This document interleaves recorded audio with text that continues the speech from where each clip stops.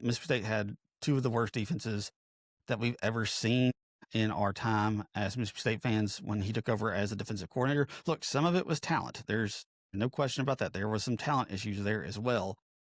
But some of it was scheme. A lot of it was scheme as well. If you watched the Egg Bowl, it was pretty easy to see that adjustments weren't being made. Mississippi State wasn't doing anything to help Diego Brumfield, who was just getting killed on the field against Ole Miss during the Egg Bowl. He was just absolutely getting obliterated, and they weren't doing anything to provide help for him. They just kept putting him out on an island, and Ole Miss, to their credit, they found Kelly Jones. They found what side of the field that he was on whenever the play was getting ready to start. They just said, we're not going to throw it in that direction. Like the best film that Kelly Jones could turn over to an NFL scout and say, hey, here's the best film that I could give you about how good I am.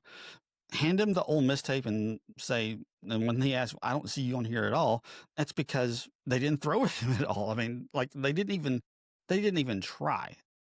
That's just how good Kelly Jones is. And it just also shows how much Diego Brumfield really struggled. And the fact, like I said, that they didn't do anything in terms of safety help. I mean, they weren't even trying to throw at Kelly Jones. I mean, maybe if they had put some safety help over there on Diego Brumfield's side, they might have tried to attack Kelly Jones at some point, but they didn't do anything. They just kept leaving him out on an island. And if he wasn't getting burnt to a crisp out there, then he was committing a penalty and causing a pass interference or a hold. And that was about the only way that he could stop any of the Ole Miss receivers that he was covering at the time. So like I said, that was scheme stuff. And that's stuff that was stuff that Coleman Hutzler should have been able to adjust and figure out ways to help him out and to not just leave him out there stranded all by himself. And he couldn't do it. He just either couldn't do it or he wouldn't do it.